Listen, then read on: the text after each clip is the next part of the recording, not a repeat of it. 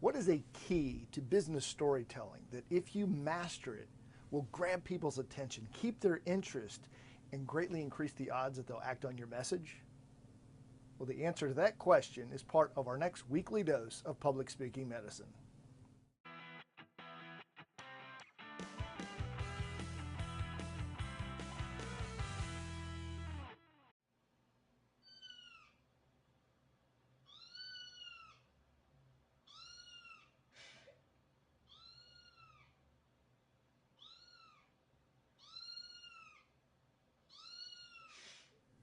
The video that you just saw is of our puppy Sky when she was 6 months old. Now, if you've never lived with dogs or you just don't know much about them, they're incredibly curious creatures. When they do this, they are interested in what's going on. What does this have to do with speaking? The key to grabbing and keeping audience interest is creating curiosity. One of the most important parts of a memorable story is creating questions in the minds of the audience. We want them wondering, what happens next? Why did that happen? Why did he say that? Why did she do what she did? Those types of questions keep them on the edge of their seats. That's curiosity. How do you master this skill? Well, consider this story example from one of my keynotes. Have you ever done something that you immediately regretted? Well, perhaps you can relate to my client Patty then. The day we met, it was at a chamber Christmas party. And it was one of those noisy, busy affairs, and I typically am not a big fan of those, so I was standing off to the side over by the food table because I'm a dude. You could smell the scent of barbecue sauce in the air and the fresh pastries and the coffee brewing over in the corner. And I was standing there talking with my friend Kathy. And she said, "You see that woman over there in the red business suit?" I said, "Yeah, I've heard a lot about her, Kathy. Apparently she and her husband are pretty successful." She said, "Oh yeah, they're pillars of the community, Michael."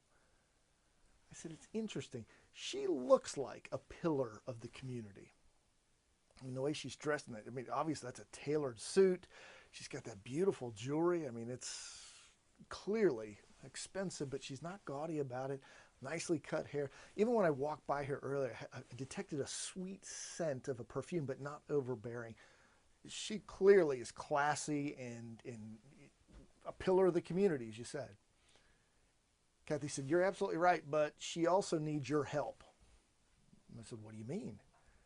She said, "I'll let her tell you." And she waved her over. And the woman almost came running over to me. She said, "I understand you're a speech coach." "Yes, ma'am, I am. Can I help you?" She said, "Oh, I hope so. I've done something really stupid."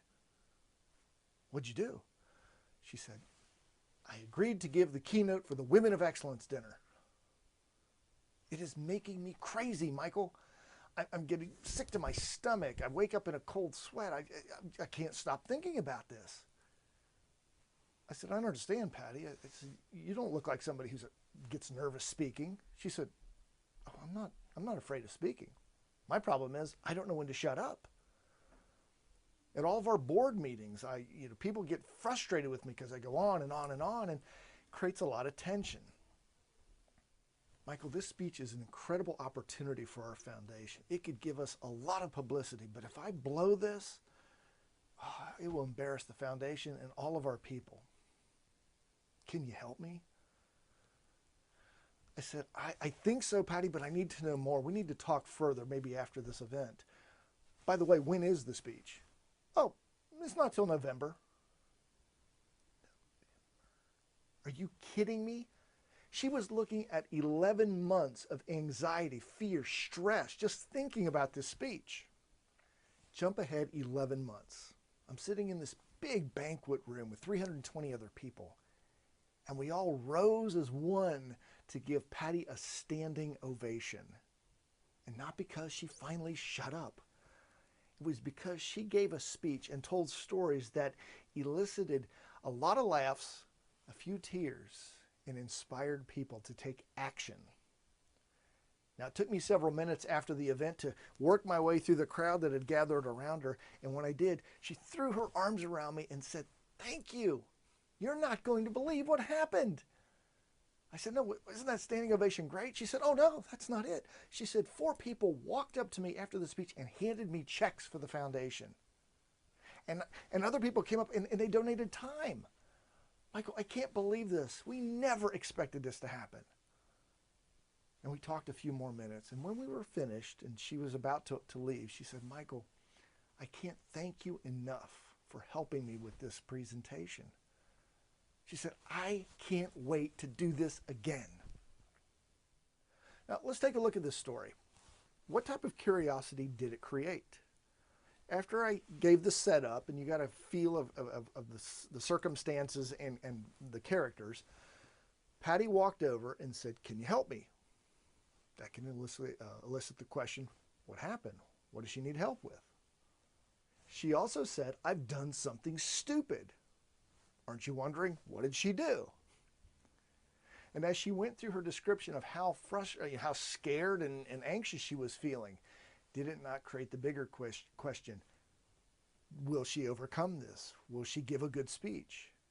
Now, those are just 3 parts of that story, but it creates curiosity so the audience sits on the edge of their seats and they want to know what happened. Now, telling a story like that just to tell a story is nice and it's entertaining, but it has to precede an important message. And there are several reasons I tell that story in workshops or in keynotes. For example, I might say it's the importance of getting coaching, or it could be the power of business storytelling, or it could be conquering your fear by stepping outside of your comfort zone. There are many different uses of that story, but the key is I created curiosity so that people wanted me to keep going on. So your prescription for your next story: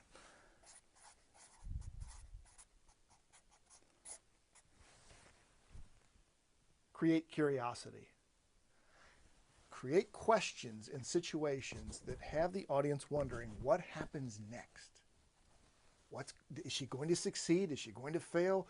What did he say? How did he react? Those types of questions will keep people on the edge of their seats all the way to the end of your story, and it will help you set up your main point. Do this, and you will be a standout speaker. I look forward to seeing you in our next video.